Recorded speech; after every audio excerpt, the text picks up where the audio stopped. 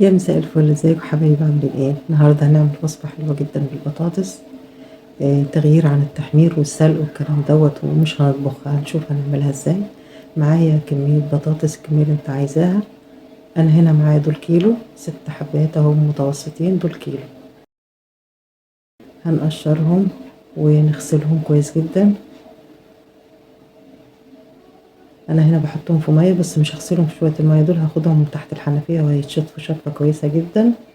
كده خلاص انا كنت شطفتهم. قطعهم بقى طرنشات رفيعة، يعني مش زي الشيبسي، يعني كأنك أدخل من الشيبسي كده، حاجة بسيطة زي ما انتوا شايفين كده. لو عايزة تقطعيهم كلهم بالسكينة قطعيهم، أنا عشان عندي دي هتريحني وتخليني أخلص بسرعة، فجبتها دي قطعت الشيبسي. لو ما عندكيش قطعي بالسكينة، شبه الشيبسي أو أتخن شوية من الشيبسي.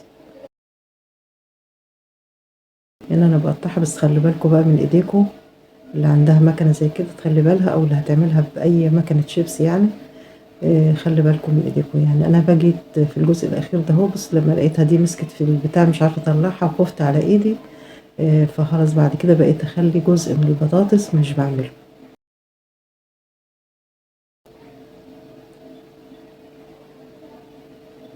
بص بقى، يعني هقطع الباقيين. والجزء الاخير معلش انا مكنتش الكاميرا مش واخده بالي ان هي جايه على المكنه بالظبط. اهو.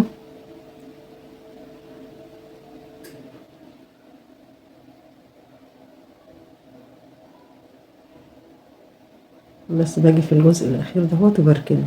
اهو. يعني مش لازم تكملي حبايه البطاطس للاخر على مكنه الشيبسي. يعني تخلي بالكم من ايديكم عشان ايدك لحسن تتعور يعني ولا حاجه.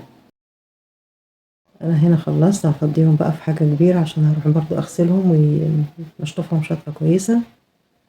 الباقي الاجزاء اللي انا سبتها دي وركنتها هعملها بقى ايه بالسكينة.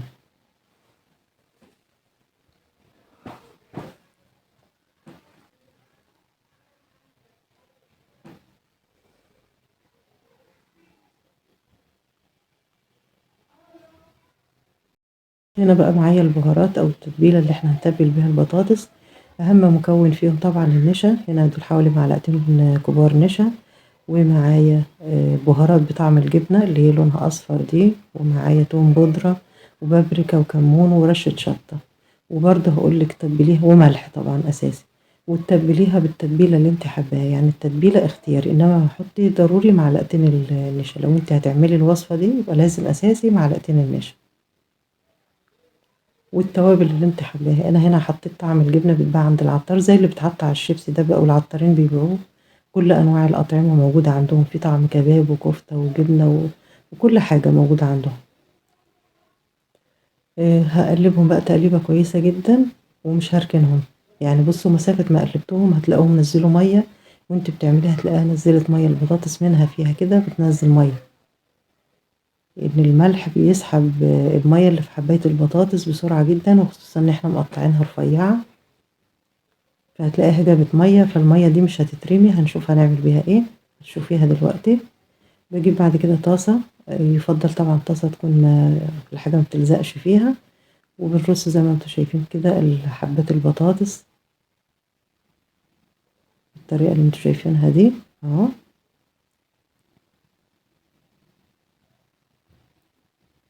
انا هنا هعملها طبقتين اتنين، رصتين اتنين فوق بعض، ادي رصة وهعمل رصة تاني.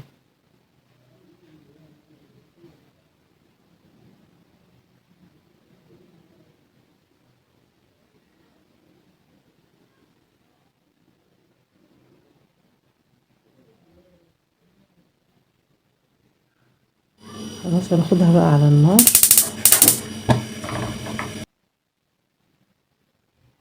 كده انا كنت ولعت عليها خلاص.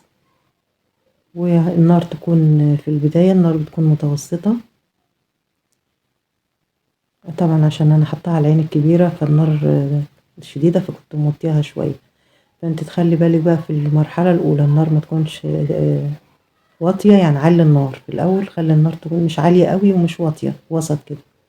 وهغطيها واسيبها، وانا حطيت من المية اللي انا قلت لكم عليها دي اهي. وغطيتها لحد ما حسيت ان البطاطس هتبتدي تستوي او استوت. فبكشفها ومش هغطيها بقى تاني، نقلتها على العين التانية بس عشان اكمنها قدامي يعني قريبة على ايدي. بتفضلي تشوفي وتلفي فيها شمال ويمين وتتأكدي كده ان هي ايه كله بيغلي. واول ما بتبتدي المية اتبخرت خلاص، هتبتدي تاخد لون من معلقة الزيت اللي احنا حطيناها.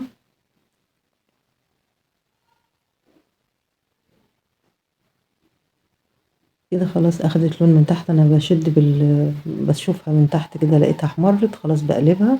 انا حاطه طبق وانا بقلبها عشان نقطة الزيت اللي نزلت دي هاخدها تاني اهو خدتها. وبعد كده هاخدها على النار تاني وهسيبها لحد ما تاخد لون بقى من تحت، لان كده خلاص هي استوت. بس انا عايزاها تاخد لون زي ما اخدت لون من تحت، تاخد لون برضو من الوش التاني. وخلاص يعني هي معلقة الزيت هتعمل لك الكمية دي. عايزة اقول لكم الكمية اللي انا عاملاها دي كيلو من البطاطس عملت لي فطيرتين كبار زي ما انتم شايفين كده. طعمها كان جميل جدا جدا وهي سخنة كده ومقرمشة من هنا ومن هنا، وخصوصا ان احنا جايبين بطاطس تحمير مش اي بطاطس يعني. بص انا بتأكد ان هي خدت لون من تحت.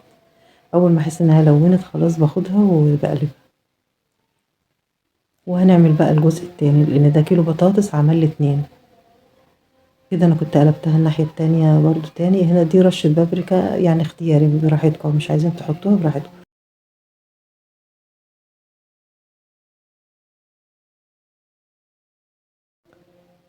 ممكن تكون رشة كمون او رشة شطة او اي حاجة انت حباها، او مش لازم هتستكفي باللي احنا حطيناه في الاول.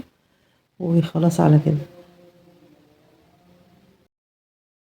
كده خلاص اهي خدت لون من ناحيتين، والبابريكا اديتها لون غامق شوية كده. بس كان طعمها تحفة بجد، حلوة جدا جدا هتتبسطوا بيها قوي. كده خلاص انا كنت مولعة على الفطيرة التانية وقلت اوريكم دي على ما التانية ايه تستوي. وكنت موطياها ومهدية لها النار شوية يعني النار متوسطة وهي متغطية. وبرضه حطيت لها من نفس المية اللي نزلت بتاعت البطاطس.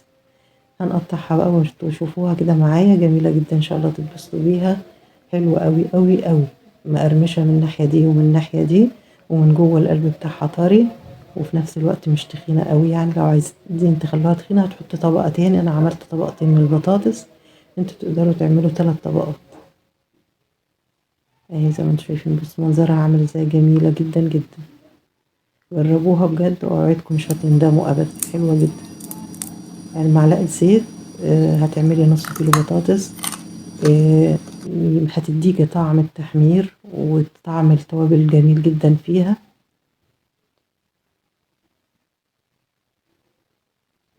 شايفين منظرها حلو ازاي. تنفع وجبة فطار وجبة عشاء وغدا، يعني جميلة جدا. جربوها ان شاء الله هتعجبكم.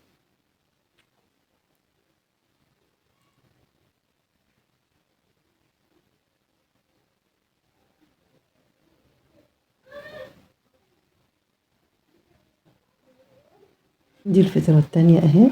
شايفين منظرها عامل ازاي، دي طلعت لونها فاتح شوية.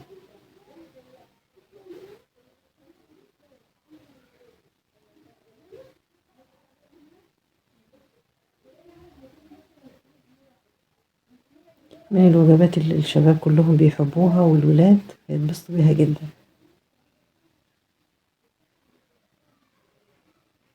بس كده خلص الفيديو.